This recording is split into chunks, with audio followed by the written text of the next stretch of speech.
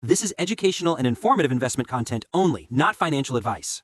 You're scrolling through real estate listings at midnight, and every house that doesn't look like it's about to collapse is slapping a $500,000 price tag on you. Who can actually afford a $500,000 home in 2026 without turning life into a total financial fetch fail? Spoiler, it's not as many folks as you think, and the math is barking mad. Hey humans, I'm your Shiba Finance pup, here with my possum insights to sniff out the truth. Today, we're calculating exactly who can swing a $500,000 house, not just qualify for a loan, but actually afford it without stressing like a dog chasing its tail. We'll break down the brutal numbers real estate agents hate, from down payments that bite hard to hidden costs that sneak up on you. Stick around. By the end, you'll know if that dream home is a treat or a trap. Let's dig in. Let's kick off with the uncomfortable reality, folks. In dozens of U.S. markets right now, $500,000 is the baseline for a home. That's not fetching you a mansion. It's a 1,200 square foot box with 3 bedrooms, 2 baths, and a yard smaller than my dog bed. Cities like Denver, Austin, or any spot near a big metro, yeah, that's what normal folks are expected to paw up for normal houses. The median household income in America? Around $84,000. So we're barking at people making that to afford homes costing 6 times their annual pay. Does that ratio sound positively insane? You're right, it is. But hey, mortgage brokers say you're approved, parents bought on less, and some TikTok influencer is flipping houses with no money down. What's the deal? The deal is everyone's fibbing about what affordable really means. Let's start with the down payment. That's where most dreams go to the doghouse. Old rule, 20% down on $500K. That's $100,000 cash. Let me repeat, $100,000. Median savings? About $8,000. You're not just short, you're $92K in the hole. Think you'll save it? If you're on $84K and save 10% of gross, which is a stretch, that's $8,400 a year. At that rate, 12 years to hit the down payment, assuming prices don't spike. Spoiler, they will. So you skip to 5% or 10% down, like most do. Congrats, you've unlocked PMI, private mortgage insurance. It's the fee for not being rich enough up front, $200 to $400 monthly. A real poverty tax protecting the bank, not you. Starting off punished? Not possum. Teaser. But wait, that's just the entry bite. What about the monthly chew? Stick with me. We'll crunch those numbers next and see why this math has teeth. Now, let's crunch the actual mortgage numbers, pup style. You put down 10%, that's $50,000 you've somehow fetched from your savings bone. Leaves a $450,000 loan. At 6 to 7% interest rates, your monthly principal and interest, around $2,750 to $2,850. That's just the start. No extras for living in this den yet. Add property taxes. Depending on your spot, $4,000 to $8,000 yearly.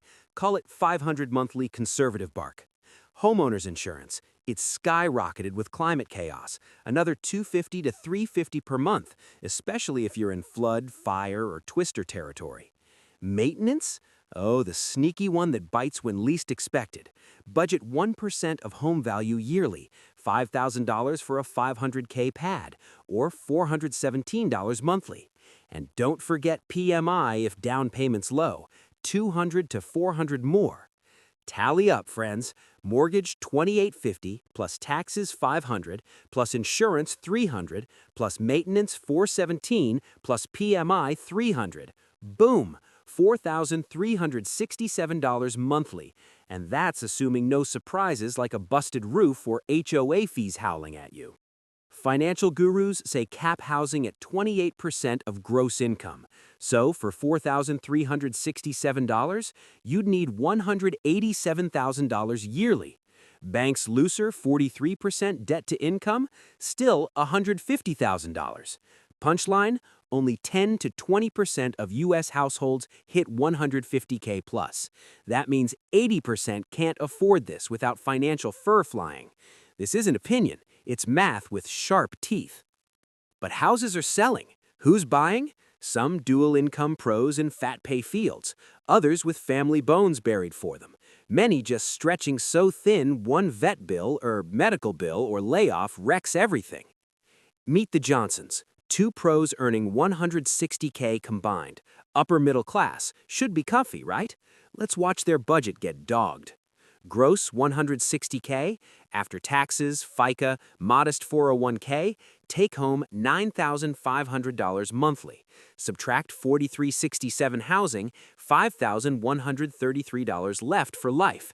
2 cars, $800 payments. Insurance $250, gas $300, student loans $600, health premiums $400, groceries $800, utilities $450. Remaining $1,533, and that's before clothes, fun, kid stuff, repairs, or saving a dime. They're at 46% take-home on housing, not the safe 28%. Responsible folks, no yachts or trips, just surviving suburbia. Teaser, what does this stress feel like daily? Stick around, we'll unpack the real-life bite next and why it's a trap for even more folks. Here's what that stress feels like in real life, pals. It's checking your bank before grabbing groceries, saying no to your kid's field trip because that $35 might save you if the car acts up. Lying awake at 2 a.m. doing mental math on new tires, push it off or pray no rain. It's being one surprise bill from disaster every single day. HVAC busts, $5,000 gone. Fender bender, $1,000 deductible on credit. Kid needs braces, financing like it's a new ride. This is 160K earners getting dogged by a 500K home.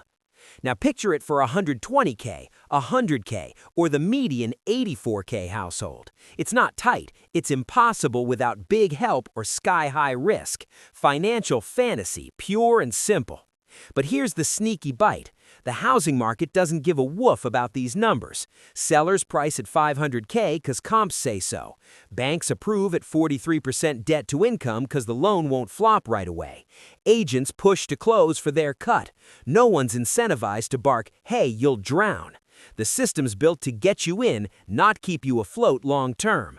Once signed and moved, trapped. Bail in 6 months, credit wrecked, down payment lost. Folks stay in unaffordable dens, hating jobs they can't quit, watching savings vanish, wondering why the American dream feels like a nightmare. Harsh truth, for 70 to 80% of U.S. households, 500K isn't sustainable. Not without recklessness our parents would have called crazy. This ain't personal failure, it's a market off its leash from incomes. Home prices up 400% since 1990, incomes just 180%. The math doesn't add up, it can't, it won't.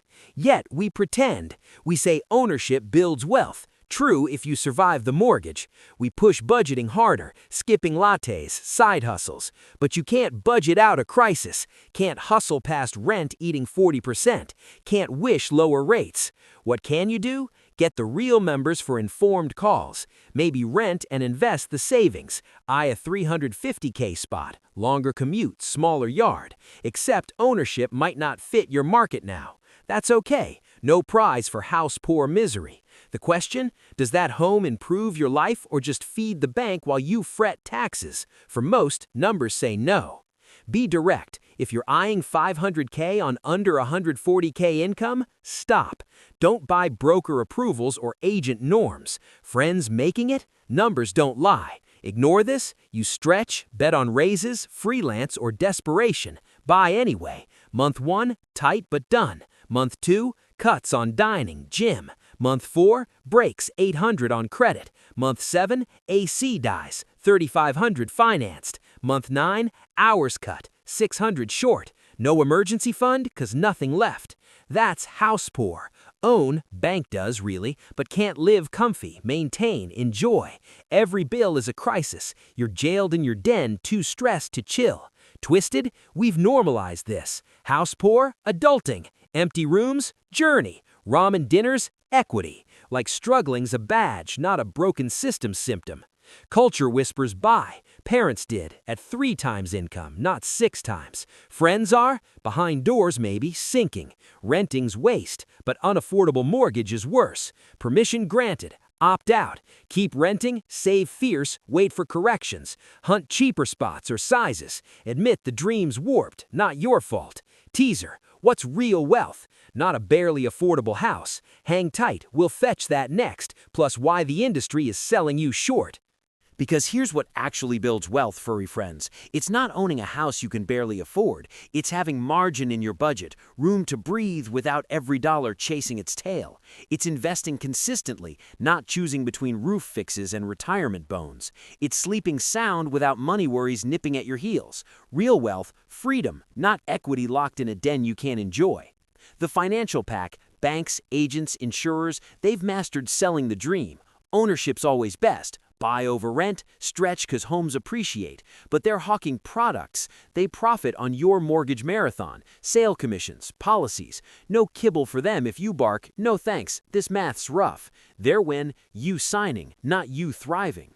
So if you're feeling priced out, like home ownership slipping through your paws, like you're flunking Adulting 101, hear this, you're not failing. The system's got fleas. Home prices outrunning wages like a greyhound after a squirrel, dramatically so. What was achievable for past packs is now luxury for most. A $500K house, not a starter den, not median income friendly, not stretch worthy unless your pay supports it sans tricks. Run your real numbers, pups. Factor every cost: mortgage, taxes, insurance, maintenance, surprises. Be honest on income stability. If it doesn't fetch, walk away. No shame saying, not now. No trophy for misery-inducing buys. Win by basing calls on reality, not pressure. Math, not feels. Your wallet, not wishes. That's dodging cautionary tales. Look, I'm not saying ditch the ownership dream forever. Just drop the delusion that 500K is reachable because a bank nods yes. Banks risk, not your life quality. Maybe in 5 years, income doubles. Market cools, same pads 380K. You relocate where $500,000 buys real value, not a shoebox. But today, with current prices and pays, math's busted for most. Pretending otherwise, not optimistic, it's future foreclosure fodder. Here's the bone. Stop eyeing what you qualify for. Hunt what you can afford without tightrope walks. Find where you cover mortgage, maintenance, emergencies, retirement, and still fetch fun without stress. For most, that's far from 500K, and that's fine. You're not less successful for realism, not failing adulthood by skipping financial sinks for fancy counters. You're smart, doing math others dodge. The market'll keep pretending prices make sense. Banks approve shaky loans, agents bark, buy now. But you, no need to join the mad pack. Smartest play sometimes? Spot the rigged game and sit it out. So there you have it, Pack. The raw, unfiltered math on affording a $500,000 house in 2026. It's not about who gets the loan nod, it's who can handle the bite without life going to the dogs. Down payments that devour savings, monthly costs stacking up to $4,367 or more, and stress that turns upper-middle earners into anxious pups. It's a system off-leash from real incomes. For most making under $150K, it's not sustainable. It's a trap disguised as the American dream. Remember, real wealth comes from budget breathing room, smart investing, and peace of mind, not stretching for a den that drains you dry. If this hit home, drop a like to show you're with the pack fighting financial furballs. Subscribe for more possum breakdowns on saving, investing, and dodging money pitfalls. We're building wealth one tail wag at a time. Comment below, what's your biggest housing headache right now? Share this with a friend scrolling listings at midnight. It might save them from a rough decision. Thanks for watching, humans. Stay savvy, stay solvent.